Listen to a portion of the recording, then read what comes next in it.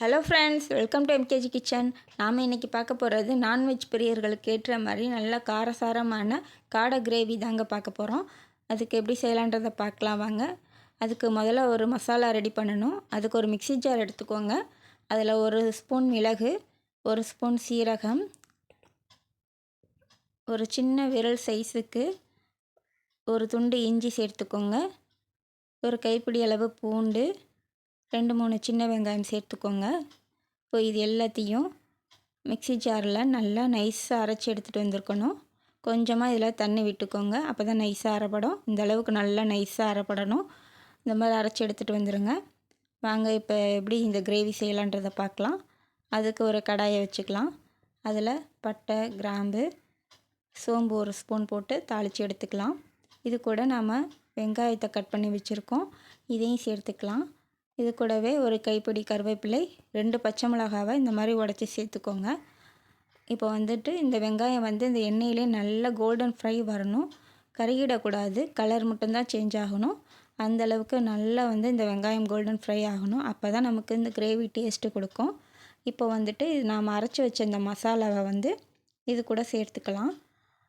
பாருங்கள், இப்போ இது எல்லாத்தையுமே இந்த எண்ணெயிலே நல்லா சுருளை வதக்கி எடுங்க. நல்லா ஒரு 2 நிமிஷம் டைம் கொடுத்து நல்லா இந்த எண்ணெயிலே நல்லா வதங்கி வரணும். அப்போ தான் நமக்கு இந்த மசாலாவில் உள்ள பச்சை வாசனை போகும். நமக்கு இந்த கிரேவியும் நல்ல ஒரு டேஸ்ட்டு கொடுக்கும். இந்த அளவுக்கு பாருங்கள், எண்ணெயெல்லாம் பிரிஞ்சு வெளியே வருது.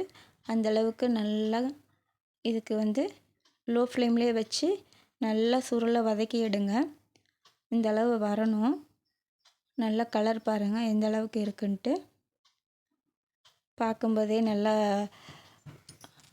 நல்லா இருக்கும். இப்போது இது கூட நம்ம காடை வாங்கி நல்லா சுத்தம் செஞ்சு எடுத்து வச்சுருக்கோம். இந்த காடை துண்டுகளை இது கூட சேர்த்துக்கலாம். பாருங்கள், இது கூட நல்லா இந்த மசாலா இந்த காடையில் எல்லா பக்கமும் நல்லா சேர்ந்து வரணும். அந்த அளவுக்கு நல்லா புரட்டி எடுத்து விடுங்க. ஸ்டவ்வை இதெல்லாம் கொஞ்சம் ஒட்டுற வரைக்கும் லோ ஃப்ளேம்லேயே வச்சுக்கோங்க. இப்போ இதுக்கு தேவையான மசாலாவை சேர்த்துக்கலாம். மஞ்சள் தூள் 1 ஸ்பூன் அளவுக்கு, மிளகாய் தூள் சேர்த்துக்கலாம். கரம் மசாலா 1/2 ஸ்பூன் சேர்த்துக்கோங்க. இதுக்கு தேவையான அளவு உப்பு 1 ஸ்பூன் சேர்த்துக்கோங்க.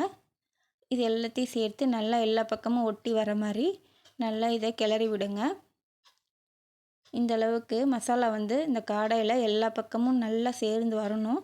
அந்த அளவுக்கு நல்லா புரட்டிடுங்க. நாம் தண்ணி ஊற்றுற வரைக்கும் இது லோ ஃப்ளேம்லேயே வச்சு செய்யுங்க, இல்லைனா அடி பிடிச்சிக்கும். பாருங்கள், நம்ம எண்ணெயெல்லாம் எப்படி பிரிஞ்சு வந்திருக்குன்னு. நல்ல இந்த மசாலா காடையோடு ஒட்டி சேர்ந்து வந்திருக்கு. அப்போ தான் நம்ம இந்த பீசஸ் சாப்பிடும்போது நல்லா நல்லா இந்த காரம்லாம் உள்ளே இறங்கி வரும். அந்தளவுக்கு இருக்கணும். இப்போ இது கூடவே நாம் ஒரு 2 தக்காளியை சின்னதாக கட் பண்ணி வச்சுருக்கோம். இதையும் இது கூட சேர்த்துக்கலாம். நல்லா இதையும் சேர்த்து நல்லா கிளறி விடுங்க. இப்போ வரைக்கும் நம்ம தண்ணி ஊற்றலை. இது எல்லாத்தையும் ஒரு 2 நிமிஷத்துக்கு நல்லா வதக்கி எடுத்துட்டு இப்போ இதுக்கு தேவையான அளவு தண்ணி சேர்த்துக்கலாம்.